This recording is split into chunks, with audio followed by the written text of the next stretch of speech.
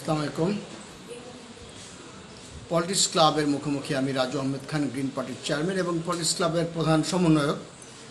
আজকে একটি জনগুরুত্বপূর্ণ বিষয় নিয়ে কথা বলবো। আমাদের চিটাগং থেকে এসেছেন মোহাম্মদ ইব্রাহিম। উনি গ্রিন পার্টি চট্টগ্রাম মহানগরের আহ্বায়ক। তার সঙ্গে আপনাদেরকে পরিচয় করে দেব। মোহাম্মদ ইব্রাহিম একজন ব্যবসায়ী এবং রাজনৈতিক সচেতন ব্যক্তি। ইব্রাহিম ভাই, কেমন আছেন? আলহামদুলিল্লাহ। দেশবাসীর উদ্দেশ্যে আপনার পরিচয়টা বলেন এবং তারপরে আপনার সঙ্গে কিছু গুরুত্বপূর্ণ কথা আছে। আমি মোহাম্মদ ইব্রাহিম, আহ্বায়ক, গ্রিন পার্টি বাংলাদেশ। আমি চট্টগ্রামের আহ্বায়ক হিসেবে দায়িত্ব পালন করে যাচ্ছি। জি, চট্টগ্রামে মোটামুটি গ্রিন পার্টি অর্গানাইজ করার কাজে নিজেকে নিয়োজিত রেখেছি। হ্যাঁ, তাছাড়া আমি অন্য একটা রাজনৈতিক বৃহৎ একটা রাজনৈতিক দলের সাথেও জি, সম্পৃক্ত আছি। আচ্ছা, এই শিরোনামে লেখা হয়েছে যে কোনো মূল্যে সৌহার্দ্য সম্প্রীতি। এটার মানে সৌহার্দ্য সম্প্রীতি আপনি দেখতে পেলেন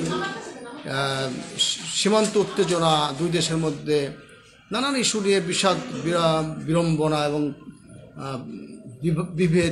বিবাদ, এবং সীমান্তে দেখা গেছে চাঁপাইনবাবগঞ্জে দুই দেশের জনগণ মাঠে নেমে গেছে। তারপরে আদিবাসী হত্যা, পাহাড়ি বাঙালি আক্রমণ, বিদ্বেষ, হিন্দু মুসলমান বিদ্বেষ, এগুলো আসলে একটু মানে বিশদ ব্যাখ্যা করার প্রয়োজন। আপনি কি বলবেন? আসলে বাংলাদেশ হচ্ছে সাম্প্রদায়িক সম্প্রীতির দেশ।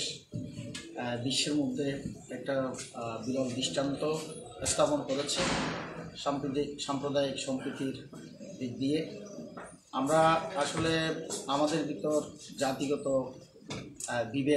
ভেদাভেদ আমরা মনে করি না, আসছে বলে আমাদের অ্যাকচুয়ালি আমরা দেখতে পাচ্ছি বিগত 5ই আগস্টের পর থেকে বিভিন্নভাবে আমাদের দেশের শান্তি শৃঙ্খলা এবং রাজনৈতিক স্থিতিশীলতা, সুন্দর পরিবেশ বিনষ্ট করার জন্য পরাশক্তি অন্তর্ভুক্ত একটা রাষ্ট্র অতীত ফেসিবাদকে আশ্রয় দিয়ে ওইখান থেকে বিভিন্নভাবে ষড়যন্ত্র চালিয়ে যাচ্ছে বাংলাদেশের বিরুদ্ধে এবং বাংলাদেশের জনগণের বিরুদ্ধে। সুন্দর একটা সরকার বর্তমানে দেশ পরিচালনা করছে। তারা নির্দিষ্ট সময় পর গণতান্ত্রিক পন্থায় নির্বাচন দিয়ে গণতান্ত্রিক সরকারের হাতে ক্ষমতা হস্তান্তর করবে, এটা আমাদের সবার আশা। কিন্তু পার্শ্ববর্তী রাষ্ট্র ভারত একের পর এক ষড়যন্ত্র এখানে সৃষ্টি করে যাচ্ছে। ক্ষণে সাম্প্রদায়িক শক্তিকে ব্যবহার করে আবার বিভিন্ন অপশক্তির সাথে তারা মিলেমিশে কাজ করতে ষড়যন্ত্র করে যাচ্ছে। তার সর্বশেষ দৃষ্টান্ত হলো আমাদের চাঁপাইনবাবগঞ্জ সীমান্তে তাদের বিএসএফের পাশাপাশি তাদের জনগণ, ভারতীয় জনগণ বাংলাদেশ সীমান্তে অনুপ্রবেশ করে বাংলাদেশিদের উপর হামলা চালাচ্ছে, আমাদের বিজিবির উপর হামলা চালাচ্ছে এবং অনুমতিবিহীনভাবে কোনো ইনফরমেশন ছাড়া তারা কাঁটাতারের বেড়া দিয়ে যাচ্ছে এবং আমাদের ভূখণ্ড দখল করে যাওয়ার পায়তারা চালাচ্ছে। আসলে আচ্ছা, এখানে একটা প্রশ্ন আছে। কাঁটাতারের বেড়া দেওয়ার আগে অবশ্যই মানে উভয় দেশের সম্মতি প্রয়োজন। যেমন ঠিক তাদের জায়গার মধ্যে তারা যদি কাঁটাতারের বেড়া দেয়, সেখানে আমাদের সমস্যাটা কি, মানে আমাদের আপত্তিটা কি এটাই যে আমাদের অনুমতি নিল না? আসলে পার্শ্ববর্তী সীমানায় আপনি শুধু রাষ্ট্র বা দেশ নয়, আপনার পার্শ্ববর্তী একজন পাশেও যদি আপনি সীমানা দেওয়াল দিতে যান, তাকে জানাতে হবে, তাকে ইনফরমেশন দিতে হবে না। কিন্তু বর্ডারে তো আপনার কাঁটাতারের বেড়া থাকবেই। হ্যাঁ, বর্ডারে কাঁটাতারের বেড়া থাকবে, দিবে, কিন্তু পার্শ্ববর্তী রাষ্ট্রকে অবশ্যই জানাতে হবে। ঠিক আছে, ধরে নিলাম জানাতে হবে, কিন্তু আমার প্রশ্ন হচ্ছে কি, তারা কাঁটাতারের বেড়া কি বাংলাদেশের মধ্যে দিচ্ছে নাকি তাদের সীমানার মধ্যে? হ্যাঁ, কথাটা হচ্ছে ওইটাই। ওই জায়গায় তারা তাদের সীমানা এবং নো ম্যানস ল্যান্ড বাদ দিয়ে অনেকটা বাংলাদেশের ভিতর অনুপ্রবেশ করে কাঁটাতারের বেড়া দিতে যাচ্ছে। আচ্ছা আচ্ছা। যা আমাদের প্রতিরোধী জনগণ এবং আমাদের বিজিবি সদস্যরা সাহসী ভূমিকার মাধ্যমে তাদেরকে প্রতিহত করছে। না কিন্তু তারা যদি তাদের আমাদের নোম্যান্স ল্যান্ডের বাইরে আমাদের অংশের মধ্যে না আসে তাদের অংশের মধ্যে কাঁটাতারের বেড়া দিত, তাহলে কি অনুমতির প্রয়োজন ছিল? অবশ্যই অনুমতির প্রয়োজন ছিল। মানে দুটো কি সমান গুরুত্ব দিয়ে দেখছেন নাকি আলাদা? না, জাস্ট এটা জানানোর একটা প্রয়োজনীয়তা, সৌজন্যতা বোধ বলে এটাকে। আচ্ছা যদি বলে আমরা আমাদের জায়গায় কাঁটাতারের না, বেড়া, আমার প্রশ্ন হচ্ছে আসলে কি তারা তাদের জায়গায় কাঁটাতারের বেড়া দিচ্ছিল নাকি আমাদের বাংলাদেশের জায়গায় দিচ্ছিল? তারা অনেকটা আমাদের ভিতরে ঢুকে কাঁটাতারের বেড়া কিন্তু দিতে আমরা জানলাম, আমরা শুনলাম যে অনেক ভারতীয় ওরা বলতে চাচ্ছে যে আমাদের জায়গার মধ্যেই আমরা কাঁটাতারে বেড়া দিচ্ছি এবং সেটার জন্য প্রয়োজন দরকার কি, আর প্রয়োজন যদি দিতে হয় দিয়ে নেব, কিন্তু কিন্তু মানে এটা নিয়ে কি দুই দেশের জনগণের মধ্যে কোনো উত্তেজনা সৃষ্টি হওয়ার কোনো কারণ আছে? সেখানে তো এটা কোনোভাবে কাম্য নয়। বিজিবি আছে, বিএসএফ আছে, তারা তাদের পতাকা বৈঠকের মাধ্যমে এটা এইসব সমস্যার সমাধান করতে হয়। যদি তা না হয় তাহলে উচ্চ পর্যায়ে বৈঠকের মাধ্যমে দুই দেশে তার আলোচনার মাধ্যমে যে যার সীমানায় কাঁটাতারের বেড়া দেওয়ার অধিকার রাখে। কিন্তু ভারত এই পন্থা অবলম্বন না করে একতরফাভাবে তারা দিয়ে যাচ্ছে। তাদের চিন্তা ভাবনা হচ্ছে যে কোনোভাবে হোক বাংলাদেশের সাথে একটা বিশৃঙ্খল পরিস্থিতি সৃষ্টি করে প্রতিটি ফেসিবাদকে। কিন্তু যদি এমনটি হয় যে দুই দেশের মাঝে কাঁটাতারের বেড়া দেওয়া হচ্ছে, সেক্ষেত্রে বাংলাদেশের নিরাপত্তার স্বার্থে, সেক্ষেত্রে বাংলাদেশের নিরাপত্তার আমরা তো ছোট বড় নিয়ে সংজ্ঞায়িত করতে চাই না। বাংলাদেশ আয়তনে ছোট এবং ভারত থেকে একটু শক্তিও কম, কিন্তু আমরা কিন্তু সমান, কেননা যে আমরা একটা স্বাধীন রাষ্ট্র। কিন্তু ভারতের সীমানার মধ্যে ধরে নিলাম, ভারতের সীমানার মধ্যে যদি তার কাটার সীমানা প্রাচীর দেয়, সেক্ষেত্রে এটা অনুমতিটাই হচ্ছে মেইন ফ্যাক্টর, যে অনুমতিটা বা একটা পরামর্শ করা দরকার ছিল। ঠিক অনুমতিও আমি বলতে চাচ্ছি না আমাদের পলিটিক্স ক্লাবের পক্ষ থেকে, যে অনুমতি বা কেন, মানে এটা পরামর্শ যে ভাই তোমরা আমরা বন্ধু প্রতিম দুই দেশ, মাঝখানে একটা তার কাটার বেড়া হলে অনুপ্রবেশ বন্ধ করা যাবে। সেক্ষেত্রে এটা নিয়ে যে একদম এলাকাবাসী যে উত্তাল আন্দোলন হইচই মারামারি করতে যাবে, এটা ঠিক হচ্ছে না। যদি ইস্যুটা এরকম থাকতো যে আমাদের জায়গার মধ্যে বেড়া দিচ্ছে, আমাদের জায়গার মধ্যে বেড়া দিতে পারে না তারা, এটা ঠিকই আছে, কিন্তু সে প্রসঙ্গ তো আনা হচ্ছে না, আনা হচ্ছে আমাদেরকে না জানিয়ে করা হচ্ছে কেন। কিন্তু এই কথা কেউই বলে নাই বাংলাদেশের সীমানার মধ্যে দিচ্ছে কেন, তারপরে বাংলাদেশের সীমানার মধ্যে দিচ্ছে না, তারা তাদের জায়গায় দিচ্ছে। এবং তারা তাদের জায়গায় যদি বর্ডারে যদি তার কাটা দেয়, এটা আমরা এইটুকু অন্তত বলতে পারি যে তোমরা বন্ধু রাষ্ট্র বা শত্রু রাষ্ট্র যাই বলো, তোমরা একটা অনুমতি বা একটা পরামর্শ করতে পারতা। কিন্তু এটা নিয়ে কোনো এত বেশি উত্তেজনা, এখানে বিএসএফ বিজিবি তাহলে এলাকাবাসীকে কন্ট্রোল করতে পারছে না নাকি? আসলে বলতে গেলে কি, বন্ধু সুলভ আচরণ ভারতের কাছ থেকে আমরা পাচ্ছি না, যার কারণে একটু জনগণ, বাংলাদেশের জনগণ একটু উত্তেজিত, তারাও উত্তেজিত। প্রথমে তারাই সবচেয়ে বেশি এগিয়ে আসছে বিশৃঙ্খলা সৃষ্টি করার জন্য। তারা চাঁপাইনবাবগঞ্জ ভিতরে বাংলাদেশের সীমানায় ঢুকে অনেকগুলি আম গাছ কেটে নিয়ে গেছে এবং অনেকগুলি আম গাছের ডাল কেটে দিয়েছে। আচ্ছা, যা এই দেশের জনগণ আম চাষ করে ওই অঞ্চলের জনগণ জীবিকা নির্বাহ করে। অর্থাৎ আম গাছ কেটে নিয়ে গেছে ভারতের জনগণ। তা তখন ঢোকার সময় কি আমাদের বিজিবি দেখে নাই? না, বিজিবি দেখছে। বিজিবি দেখার পরে এটা বিজিবি প্রথমে বাধা দিচ্ছে।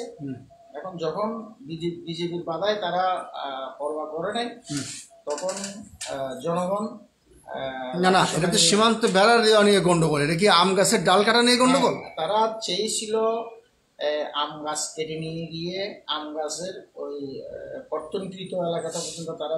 দেখুন, আপনার বাড়িতে এসে আপনার প্রতিবেশী যদি আম গাছের ডাল কেটে নিয়ে যায়, আপনার যদি দারোয়ান চৌকিদার থাকে, প্রথম কথা তুমি ঢুকতে দিলা কেন? এখানে কি বিএসএফ চুপ থাকলো যে ঠিক আছে আমার লোকেরা যায় ওই বাড়িতে আম খাবে, কিন্তু আমার বিজিবি কি করলো? বিজিবি কি ঘুমাইছিল? না, বিজিবি বাধা দিয়েছিল। বাধা দিলে গুলি করে না কেন? ঠুসঠাস দুইটা ফেলা দিত। গুলি করে নাই, এটা তো রাইট ছিল। এটা একটা সৌহার্দ্যপূর্ণ না, শুধু ভারত আচরণ বজায় রাখার জন্য ভারতের সাথে বিজেপি প্রথমে গুলি করে নেয়। আপনার আপনার কথা শুনছেন নারী নেত্রী মারুফা মুন। মারুফা মুনকে ধন্যবাদ। ধন্যবাদ ওনাকে, আমার সালাম।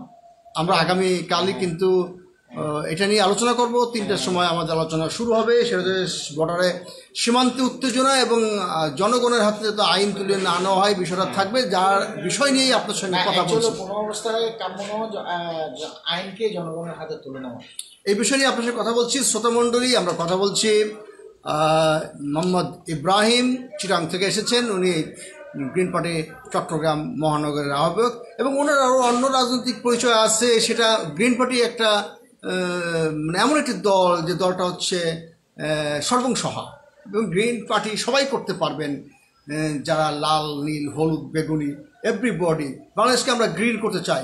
আমাদের প্রশ্ন ছিল পলিটিক্স ক্লাবের পক্ষ থেকে, প্রশ্নটা হচ্ছে যে কোথায় কোথায় গণ্ডগোল। ধরে নিলাম ভারত আমাদের শত্রু, তাই না? আমরা কি ভারতকে বন্ধু বলতে পারি না? না, আমরা তো ভারতকে শত্রু মনে করি না। না, আমরা মনে করি যে ভারত আমাদের সাথে শত্রুতা করে। ভারত শত্রুতা করে, আমাদের সাথে গায়ে পড়ে করে যাচ্ছে। দেখুন এরকম একটা গন্ডগোল কিন্তু বাংলাদেশের পাড়ায় পাড়ায়, মহল্লায় মহল্লায়, ভাইয়ে ভাইয়ে ঠেলাঠেলি আছে না? আছে কিনা? বড় ভাই ছোট ভাই ঠেলে বেড়া দিচ্ছে, বাড়ায় পেঁপে গাছ লাগাচ্ছে ওই পাশে, ছোট ভাই বড় ভাই ছোট ভাইকে অভিযোগ করছে যে এই যে আইল ঠেলাঠেলি, এটা তো বাংলাদেশেও আছে। তার মানে এটা নিয়ে আমরা ধর্ম, এটা নিয়ে আমরা রাষ্ট্র পর্যায়ে যাবো কেন? না, এটা যদি কেউ কোনো একটা ছোট্ট তুচ্ছ ঘটনাকে বড় করে গায়ে মেখে নেয়, তাহলে এটা বড় হয়ে যায়। আচ্ছা, আমি একটা আলোচনায় একসময় বলেছিলাম যে আমাদের পররাষ্ট্র নীতির দুর্বলতা আছে। কীরকম? দেখুন, ভারতের সঙ্গে তো আরও বর্ডার আছে, অন্য আছে না? তো সেখানে কিন্তু নমো স্যালুট করে, সেখানে কিন্তু লাশ পড়ে না।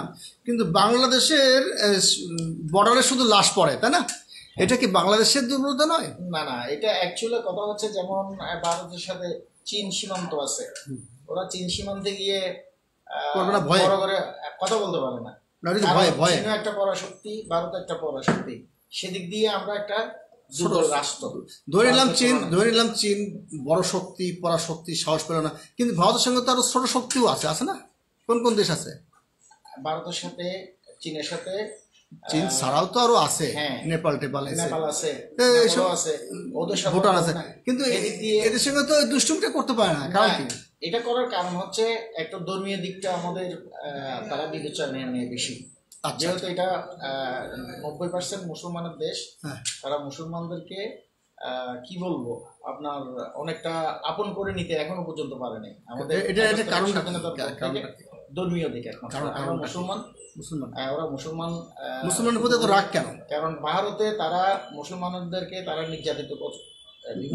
মুসলমানদের প্রতি এত রাগ কেন? এই যে ধর্মীয় দিক দিয়ে তারা হিন্দুত্ববাদী। কিন্তু আমাদের বাংলাদেশে তো হিন্দুদের প্রতি কোনো রাগ না।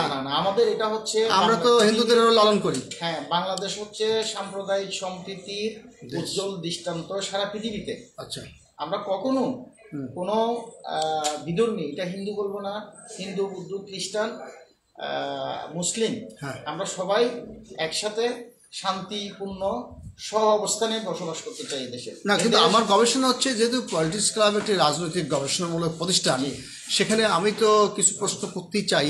সেটা হচ্ছে যে মুসলমানদের উপরে বিদ্বেষটা কেন? মানে এখানে কি আর কোনো সংস্কারের প্রয়োজন ছিল কিনা? যেমন আমি একটি কথা বলি, সেটা হচ্ছে আমি নিজেও একজন ধর্মপরায়ণ মুসলমান।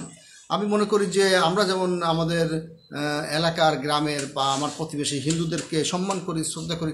আমাকে একজন হিন্দু বলছিল যে দাদা আসসালামু আলাইকুম। আমি বললাম যে ঠিক আছে, আমি খুব খুশি হয়েছি, কিন্তু একজন হিন্দু হিসেবে আপনি আসসালামু আলাইকুম বলতে বাধ্য নন। আমাকে খুশি করার দরকার নাই।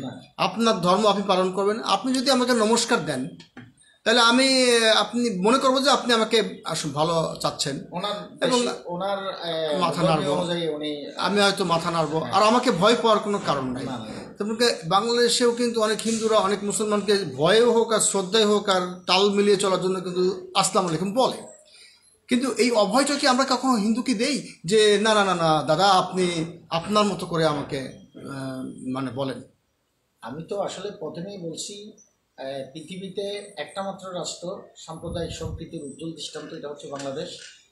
আমি যে আমার 5ই আগস্টের পরে অনেক ধরনের ঘটনা ঘটছে, সম্প্রদায়দেরকে নিয়ে, হিন্দু সম্প্রদায়কে নিয়ে বিভিন্নভাবে উস্কানি দিয়ে বিভিন্ন ঘটনা ঘটছে। হ্যাঁ, আমি শুধু একটা কথাই বলবো, আমার এলাকায় আমার বাড়ি, আমার ঘরের পাশে লাগানো আচ্ছা, আমার এলাকাটা হচ্ছে, এখানে 100 জনের ভিতর আপনার 99 জন হচ্ছে এরকম মুসলমান। আমার বাসার সাথে কিন্তু কয়েকটা হিন্দু পরিবার থাকে। আচ্ছা, আচ্ছা। তারা এখনো পর্যন্ত কেউ বলতে পারবে না তাদেরকে কেউ, এত কিছু ঘটনা হয়ে গেছে আমাদের চট্টগ্রামে, চিন্ময়ে এবং একজন মুসলিম উকিল আইনজীবীকে আলিফ সাইফুল ইসলাম হত্যা করেছে, নির্মমভাবে হত্যা করেছে, যা আসলে কখনো এটা তো কারো না কারো এজেন্ডা হতে পারে। হ্যাঁ হ্যাঁ, এটা এজেন্ডা, এটাই আসছে। এটা তো হিন্দুরা চিন্ময়রা নাও মারতে পারে। হ্যাঁ, দেখা যাচ্ছে যে ঘোলা পানিতে মাছ শিকার করতে পারে। হ্যাঁ, এটা হচ্ছে আসলে যারা মারছে এটা চিহ্নিত হয়ে গেছে, এবং বিভিন্ন ভিডিও ফুটেজ থেকে শুরু করে আচ্ছা, হত্যাকাণ্ডে যারা কি কি অস্ত্র ব্যবহার করছে এবং কি করছে, কিভাবে তারা হত্যাকাণ্ড করছে, এগুলি ভিডিও ফুটেজ সহ সব কিছু সংগ্রহ করা আছে। কিন্তু অ্যাকচুয়ালি তারা হিন্দু সম্প্রদায়ের লোকেরাই, ওই যে এখানে স্বীকার করলে লোকেরা এরা হত্যা করছে, এটা প্রমাণিত। এখানে আমি একটা বিষয় আপনাকে পরিষ্কার করতে চাই, সেটা হচ্ছে যে এটা একটা রাজনৈতিক খেলা। এটা কেউ না কেউ এটা করিয়েছে, হয়তো কাউকে দিয়ে করিয়েছে, যে এখানে একটা হিন্দু মুসলমান অস্থিতিশীলতা তৈরি করার জন্য। এখানে যদি একটা হুজুর যদি একটা ধর্ষণ করে, আমরা পুরো মুসলমান জাতিকে আমরা জাতা বলি। কিন্তু যে ধর্ষণকারী, যে ছিনতাইকারী বা যে ডাকাত, সে কি টুপি পরে না টুপি ছাড়া মসজিদে তো জুতা চুরি হয়, তাই না? আমরা সব কিছুর মধ্যে ধর্ম টানাটানি করবো কেন? অ্যাকচুয়ালি কথা হচ্ছে এটা হিন্দু মুসলিম একটা দাঙ্গা লাগিয়ে দিয়ে বাংলাদেশে পতিত ফেসিবাদীরা একটা ফায়দা লুটার জন্য তারা এইসব এই সিচুয়েশনটা সৃষ্টি করেছিল। আমরা শুনেছি যে বিগত যে সরকারটা ছিল তারা অনেকভাবে ভারতকে নানান গোপন চুক্তির মাধ্যমে নানান সুবিধা দিয়েছেন ক্ষমতায় থাকার জন্য। এই কাজটা ছিল অন্যায়, এবং আমাদের আলোচনা শুনছেন উম্মুল খায়ের সালমা আর মারুফা আমুল। সেই সাথে আমাদের ভবিষ্যতে আরও অনেকেই হয়তো শুনবেন, যেহেতু একটি স্পর্শকাতর বিষয় নিয়ে কথা বলছি, সেটা হচ্ছে যে সীমান্তে উত্তেজনা এবং সেই সাথে আইন নিজে হাতে তুলে না নেওয়ার বিষয়টি আমরা গুরুত্ব আরোপ করেছি। গ্রামবাসী, ভারতের গ্রামবাসী বাংলাদেশের সব যদি একজন ডাল সরকি নিয়ে সে ব্রাহ্মণবাড়িয়ার মতো নামে, এটা একটা খুবই ধরনের দৃষ্টান্ত, খারাপ দৃষ্টান্ত। সেখানে প্রশাসন, পুলিশ, বিজিবি এবং বিএসএফ শক্ত হাতে দমন করা উচিত আমি মনে করি। আরেকটা বিষয় আপনার সঙ্গে আমি শেয়ার করতে চাই, যে বাংলাদেশের পররাষ্ট্রনীতি দুর্বল ছিল। কেননা এই যে অনেক বেশি করে ভারতকে আমরা তুষ্ট করার চেষ্টা করেছি, নানানভাবে সুবিধা দিয়েছি, ভারত আমাদের সুবিধার কথা ভাবেনি। এটা হচ্ছে যে ভারত বাংলাদেশের কনসেপ্ট বাদ দিয়ে আপনি আপনার বড় ভাইকে নিয়ে ভাবতে পারেন, যে আপনি বড় ভাইকে শুধু দিলেন, বড় ভাই আপনাকে নাও দিতে পারে। সেক্ষেত্রে হয়তো কোনো কারণে ভাইয়ে ভাইয়ে দ্বন্দ্ব লাগে, কিন্তু বেসিক ইস্যুতে তো আমরা কেউ কারো শত্রু না। আমরা আন্তর্জাতিক আদালত আছে এবং আমাদের সংলাপ রয়ে গেছে এবং আমাদের পররাষ্ট্রনীতিকে শক্তিশালী করার ব্যাপার রয়ে গেছে। আমরা যদি বলি যে না ভারত আমাদের শত্রু, আসো যুদ্ধ করি, যে যুদ্ধে কার ছেলে, কার মা, কার প্রাণ যাবে, আসলে যুদ্ধ নয়, শান্তি চায় আমাদের পলিটিক্স ক্লাবের মূল প্রতিপাদ্য। আপনি একটা জিনিস বলবেন, সেটা হচ্ছে যে আপনি কি যুদ্ধ নয় শান্তি এটা মনে করেন আপনি ব্যক্তিগতভাবে? অ্যাকচুয়ালি যুদ্ধ কখনো কাম্য নয় কারো। আমি যুদ্ধ নয়, আমি চাই শান্তি আলোচনার মাধ্যমে শান্তি ফিরিয়ে আসবে। বিগত সরকারের আমলে আসবে আমাদের পররাষ্ট্রনীতি ছিল খুবই দুর্বল, ভারত তোষণ নীতি ছিল বিগত সরকারের পররাষ্ট্রনীতি, যার কারণে ভারত একতরফাভাবে সকল চুক্তি তৎকালীন সরকারকে দিয়ে করিয়ে নিয়েছে। আচ্ছা, আমরা কথা বলছি মোহাম্মদ ইব্রাহিম, এবং উনি চট্টগ্রাম থেকে এসেছেন, গ্রিন পার্টির চট্টগ্রাম মহানগর আহ্বায়ক, এবং ওনার উনি রাজনীতি সচেতন ব্যক্তি, এবং ওনার চট্টগ্রামে অনেক রাজনৈতিক পরিচিতি আছে। আমি যেহেতু গ্রিন পার্টি চট্টগ্রাম মহানগর শাখার আহ্বায়ক মোহাম্মদ ইব্রাহিম, ওনাকে আমি তার এলাকার চিটাগাংয়ের বর্ডারের কনসেপ্ট, আমাদের এখানকার কনসেপ্ট শেয়ার করছি। সে বিষয়ে অনেক প্রশ্নগুলো সামনে আসে। ডক্টর মোহাম্মদ ইউনূসের প্রীতি কেন? আপনার তার বাড়ি চিটাগাং নাকি এই জন্য? না, অ্যাকচুয়ালি উনি হচ্ছেন একজন আন্তর্জাতিক ব্যক্তিত্ব সম্পন্ন লোক, জি। বিশ্বের কাছে ওনার গ্রহণযোগ্যতা আছে। তাছাড়া উনি একজন সৎ লোক। চট্টগ্রামের লোক হিসেবে আমি ওনাকে দেখি নাই। সৎ লোকের বৈশিষ্ট্য কি একটু বলবেন আপনি সামান্য কিছু ব্যাখ্যা দিয়ে? সৎ লোকের বৈশিষ্ট্যের ভিতর কোনো প্রথম বৈশিষ্ট্য হচ্ছে যার ভিতর কোনো বৈষম্য থাকবে না। আচ্ছা, কিন্তু উনি তো এবার উপদেষ্টা নিয়েছেন ম্যাক্সিমাম হচ্ছে চট্টগ্রামের, এখানে বৈষম্য নয়। আসলে নয়, এটা আপনারা আপনাদের মনে হচ্ছে চট্টগ্রামে। উনি তো নিজে স্বীকার করছে।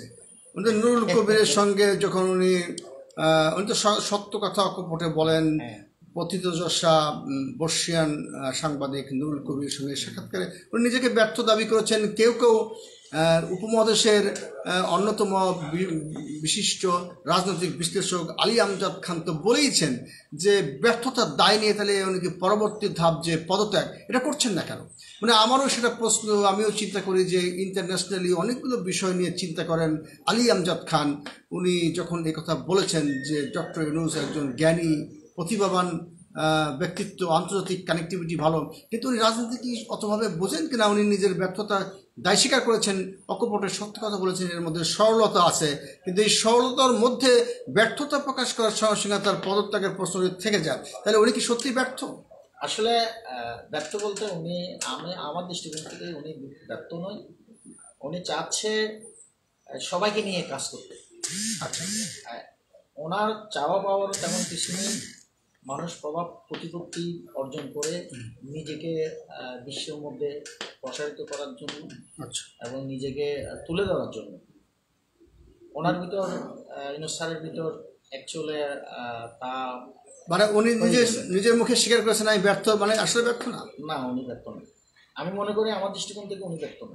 মানে যিনি সফল তিনিই ব্যর্থতার কথা শোনাতে পারেন, এই সাহসটা তার আছে এবং সেই আছে বলেই উনি সফল। যদিও কিছু ভুল ত্রুটি আছে, রাজনৈতিক অভিজ্ঞতার ওনার অভাবও আছে, এই কথা স্বীকার করতে হবে। ব্যর্থতার নাগপাশ থেকে উনি ঘুরে দাঁড়াবার চেষ্টা করছেন, কিন্তু এত যন্ত্রণা, এই আওয়ামী লীগ, এই বিএনপি, এই ছাত্র, এত জ্বালাপনের মধ্যে আসলে ব্যর্থতার কাছাকাছি যাওয়াটা খুবই স্বাভাবিক। তারপরেও একটি সুন্দর নির্বাচন উপহার দেওয়ার জন্য কতগুলি সংস্কার কমিশন করে সেখান থেকে উনি নিয়েছেন। তো ধরে নিলাম উনি ব্যর্থ নন।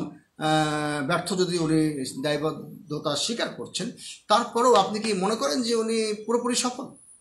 না, উনি আসলে পুরোপুরি সফল এটা আমি বলবো না। উনি আপনি একটা জিনিস চিন্তা করেন, দেশ থেকে হাসিনা পালিয়ে গিয়েছে, কিন্তু ওনার প্রশাসন যারা চালিয়েছে, ওনার বিভিন্ন যারা চালিয়েছে, প্রতিটা জায়গায় তারা কিন্তু শপথে বহাল আছে। আচ্ছা, এই অবস্থার মধ্যে উনি ভালো একটা কিছু করতে চাইলে এখানে তো বাধা আসবে। এই বাধার কারণে উনি সাময়িক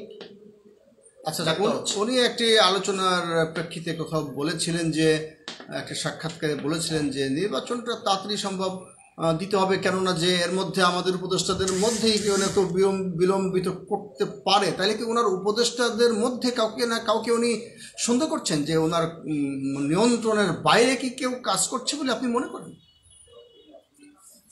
মনে হচ্ছে তাই মনে হচ্ছে।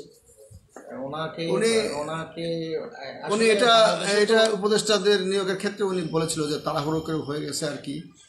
তাড়াহুড়ো করে এরকম একটি কাজ করার দরকার ছিল কিনা আমি জানি না। বাংলাদেশে এখন উনি অনেকগুলো রাজনৈতিক দলগুলোকে নিয়ে আলোচনা করছেন এবং উনি মানে কিছুটা গুছিয়ে নেওয়ার জন্য বলছেন যে আমি সব রাজনৈতিক দলগুলো আলোচনা করছি।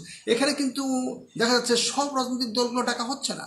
বিশেষ করে যাদের যাদের সার্ভারে নাম আছে, বিশেষ করে কিছু নিবন্ধন আছে, তাদের মধ্যে অতি সম্প্রতি কারো কোনো নিবন্ধন দেওয়া হয়েছে যারা আগে নিবন্ধিত ছিল না। তখন হয়তো সংখ্যাটা অন্যভাবে ব্যাখ্যায়িত হতো। এখন বলা হচ্ছে নিবন্ধিত দলের সঙ্গে কথা বলছে, তার মধ্যেও কিছু কিছু নিবন্ধিত দলকে ডাকা হচ্ছে না, তাদেরকে বলা হচ্ছে হাসিনার দোসর বা ফ্যাসিবাদের দোসর। এটা সংজ্ঞায়িত করবেন কিভাবে? অ্যাকচুয়ালি উনি যেটা মনে করতেছেন, উনি তো আসলে বিজ্ঞ, জ্ঞানী, আন্তর্জাতিক ব্যক্তিত্ব সম্পন্ন ব্যক্তিত্ব। উনি যা বুঝবেন অনেকে তা সহজে বুঝবেন না। আচ্ছা, উনি প্রথমে আসলে উপদেষ্টা পরিষদটা গঠন করার আগে আমার মতামত এটা আমি যেটা চিন্তা করতেছি, যারা বিগত 17 বছর হাসিনা বিরোধী আন্দোলনে সক্রিয় ছিল, আচ্ছা। এবং হাসিনা অ্যান্টি আওয়ামী লীগের বিরুদ্ধে অবস্থান নিয়েছিল। হ্যাঁ। প্রত্যেকটা রাজনৈতিক দল থেকে উপদেষ্টা নেওয়া উচিত ছিল। আচ্ছা।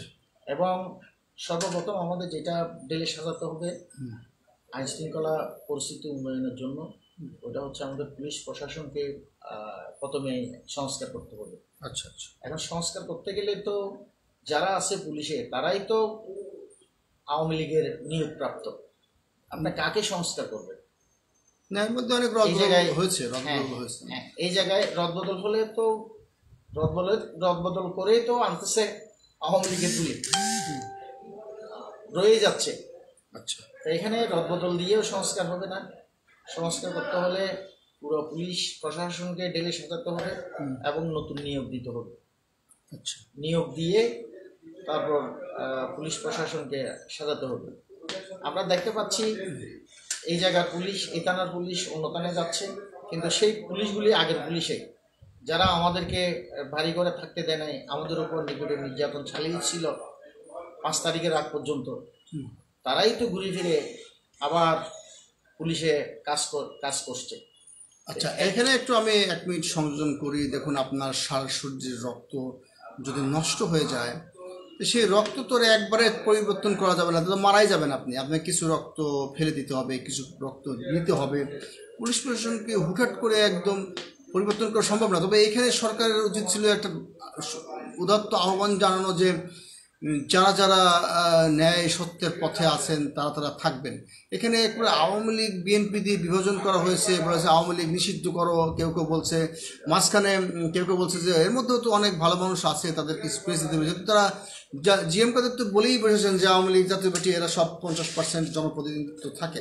তো স্বাভাবিক, আওয়ামী লীগ তো অনেক বড় দল, তার মধ্যে হয়তো কত পার্সেন্ট, 1-2% যারা সরাসরি হত্যাকাণ্ড বা ফৌজদারি অপরাধের সাথে জড়িত, তাদেরকে বাদ দিয়ে এটাকে একটা মানে আসল কথা কি যে বিএনপি বলেন আর ডক্টর ইউনূস বলেন, যে একটা নতুন প্রজন্মের সঙ্গে যারা মিথস্ক্রিয়া করছে তাদেরকে দল ভারী করার জন্য তো এই পলিসিটা অ্যাপ্লাই করা দরকার ছিল যে ঠিক আছে আপনারা আসেন, যারা ভালো তারা আসেন। এটাকে একদম কাউন্সিলর থেকে আরম্ভ করে সব জায়গায় ঢালাওভাবে বহিষ্কার, জনপ্রতিনিধি আওয়ামী লীগ মানে তার মানে 50% লোককে বাদ দিয়ে তো বাংলাদেশে সরকার চালানো সম্ভব না। আর এর মধ্যে কথা উঠেছে যে ডক্টর ইউনূস প্রশ্রয় দিচ্ছে ছাত্রদেরকে, তারা যেন কোনো রাজনৈতিক দল তৈরি করে তারা যেন একটু দাঁড়াতে পারে। এটা কি বিএনপিকে প্রতিপক্ষ করে দাঁড় করানো হচ্ছে কি না? না, অ্যাকচুয়ালি প্রতিটা বিপ্লব বা অভ্যুত্থানের পরে অভ্যুত্থানের নেতৃত্ব যারা দিয়ে আসে, বিপ্লবের নেতৃত্ব যারা দিয়ে আসে, তাদের একটা আশা আকাঙ্ক্ষা থাকে। আচ্ছা। সেই জায়গা থেকেই তারা চাচ্ছে বাংলাদেশের নতুন একটা রাজনৈতিক দল গড়ে উঠুক, যেটা অন্যান্য রাজনৈতিক দলগুলির পাশাপাশি তারাও দেশের ক্ষমতার না, কিন্তু সেখানে তো রাষ্ট্রীয় পৃষ্ঠপোষকতার প্রশ্ন আছে। দেখেন, আমাদের গ্রিন পার্টি তো 7 বছর ধরে মাঠে আছি, তাই না? আমরাও তো দেশের মানুষের জন্য কাজ করি। আমাদের তো সরকার ডাকে না, আমাদের সরকার চিনেও না, কিন্তু আমরা তো সোশ্যাল মিডিয়ায় সরব, তাই নয় কি? আরও অনেক রাজনৈতিক দল আছে যারা হয়তো ঠিক সেইভাবে পরিচিত না, মানে হয়তো পত্রপত্রিকায় ছাপা হয় না। আপনারা জানেন, হলুদ মিডিয়ার কারণে পত্রপত্রিকায় শুধু ওই ব্র্যান্ডিং করার চেষ্টা করে, কারণ নাহলে ওই পত্রিকা থেকে পড়বে না। যেখানে বড় বড় রাজনৈতিক দল খ্যাতি একবার তৈরি হয়ে গেছে, হোক সে হিরো আলম, হোক সে যেই হোক, তাদেরকে ওরা প্রচার করতে চায়। কিন্তু আমরা যারা এখনও পরিচিত হইনি, আমাদেরকে ব্র্যান্ডিং করার জন্য পত্রিকা দায়বদ্ধতা নিচ্ছে না, কারণ তাদের ব্যবসা এখানে রয়ে গেছে। এই হলুদ মিডিয়ার সাংবাদিকতার এই সূত্র ধরে সরকারও দেখা যাচ্ছে তাদের সার্ভার থেকে নিয়ে দলগুলোকে ডাকছে, যেখানে অন্য অন্য রাজনৈতিক দল, ত্যাগী রাজনৈতিক দল মাঠে ময়দানে আন্দোলনের মিটিংয়ে ছিল, তারা হয়তো কোনো না কারণে বিএনপির তালিকায় নাই, তাই তারা এখন ডাকও পাচ্ছে না। তো সেখানে একটা ছাত্রদের যারা শেষ পর্যায়ে গোল দিয়েছে, এই 15 বছর তো আপনারা গোল দিয়েছেন, আপনারা বল বানাইছেন, মেসি, আপনারা যারা মেসি, আমরা যারা মেসি, বিভিন্ন রাজনৈতিক দল মানে মামলার শিকার হয়েছি। বলটা মেসি বানাই দেওয়ার পরে যারা গোল দিয়েছে তাদেরকে প্রমোট করা হচ্ছে, তাদেরকে একটা স্থায়ীভাবে রাজনৈতিক অস্তিত্ব তৈরি করে দেওয়ার জন্য কাজ করছে। এটা কি এই ইউনূস সরকারের পলিসির ভুল না সঠিক? আসলে ইউনূস সরকারকে সরাসরি দোষ দিলে চলবে না। এখানে বিভিন্ন মতের আপনার ইয়ারা আছে, উপদেষ্টাদের মধ্যে আছেন। কেউ কেউ হয়তো চাইতেছে ছাত্রদেরকে দিয়ে নতুন রাজনৈতিক দল গঠন করে তাদের হাতে রাষ্ট্রীয় ক্ষমতা হস্তান্তর করার চিন্তা ভাবনা তাদের।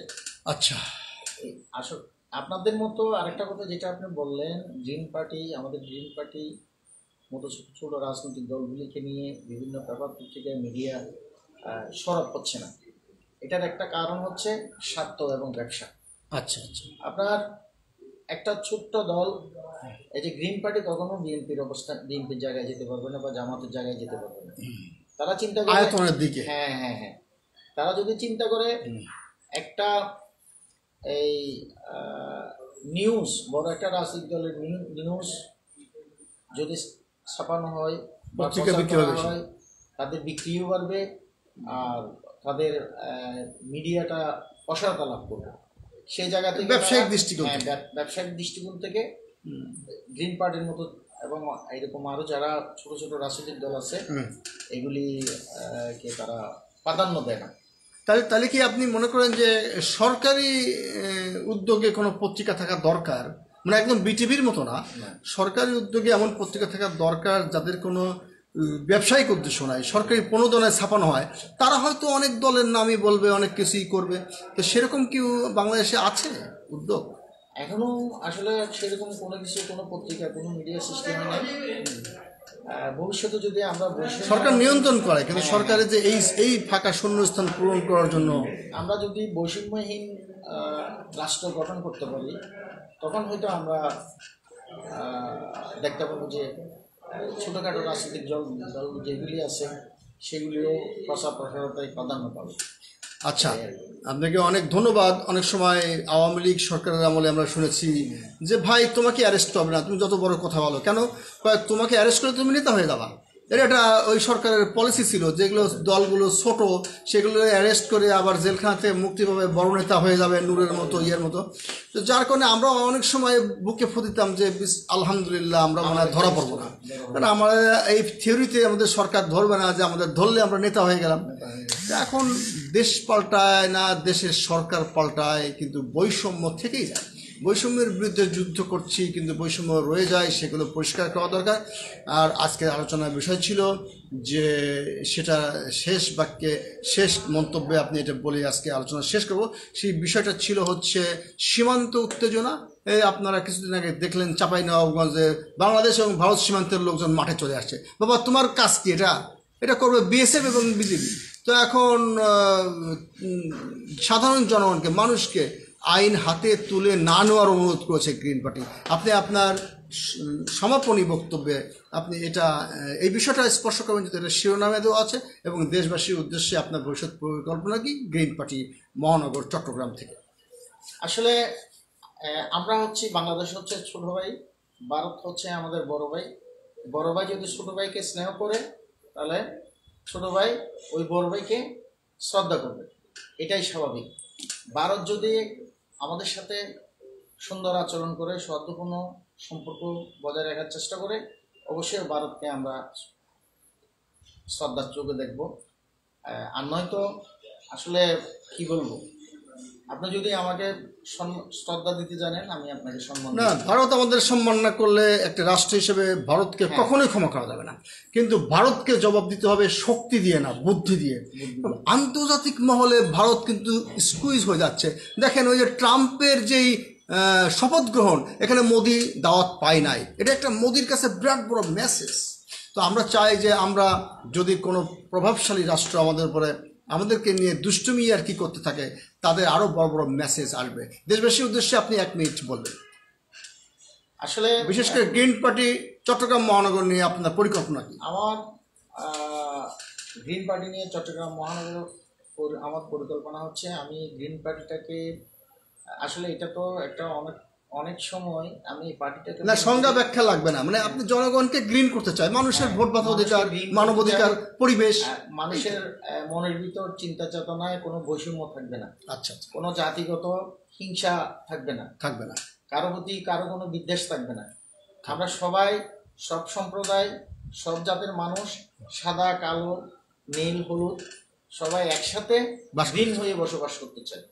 এটাই হচ্ছে আমাদের উদ্দেশ্য। সেই সাথে কবে নাগাদ আপনার সবগুলো চট্টগ্রাম বেল্টের মহানগরের জেলা থানায় কমিটি করতে পারেন? হ্যাঁ, ইনশাল্লাহ আমি চেষ্টা করব এবং দেশবাসীর কাছে কমিটমেন্ট করেন? হ্যাঁ, আমি চট্টগ্রামে দিন পাড়ে প্রতিটা থানায়, আচ্ছা, প্রতিটা এলাকায় কমিটি কমিটি করব। আপনাকে সবাইকে ধন্যবাদ, অসংখ্য অসংখ্য ধন্যবাদ। আমার এই এটা দেখছেন, লাইভটা দেখছেন, তাদেরকেও ধন্যবাদ। আপনাকে অসংখ্য অসংখ্য ধন্যবাদ। আমি কথা বলছিলাম চট্টগ্রাম মহানগর গ্রিন পার্টি আহ্বায়ক মোহাম্মদ ইব্রাহিম ভাইয়ের সঙ্গে। ইব্রাহিম ভাই একজন প্রতিশ্রুতিশীল রাজনীতিবিদ। আপনার তাকে যে নামে সংজ্ঞায়িত করেন, উনি শ্রমিক ফেডারেশনের নেতা চট্টগ্রাম। উনি অন্য অন্য প্রভাবশালী রাজনৈতিক মহলে ওনার শক্তিশালী সংযোগ আছে, বিএনপির সঙ্গে আছে। গ্রিন পার্টিকে গ্রিন করার জন্য, মানুষকে গ্রিন করার জন্য, মানুষকে মানে সত্যিকারের সবুজ তারুণ্যে ভরে দেওয়ার জন্য ওনার যেই কার্যক্রমের প্রতিশ্রুতি দিয়েছেন, দেখা যাক ভবিষ্যৎ কি বলে, উনি ওনার কথা রাখতে পারেন কিনা। আপনাকে অসংখ্য অসংখ্য ধন্যবাদ আমাদের স্টুডিওতে এসে পলিটিক্স ক্লাবের মুখোমুখি হয়ে আলোচনা করার জন্য। আসসালামু আলাইকুম।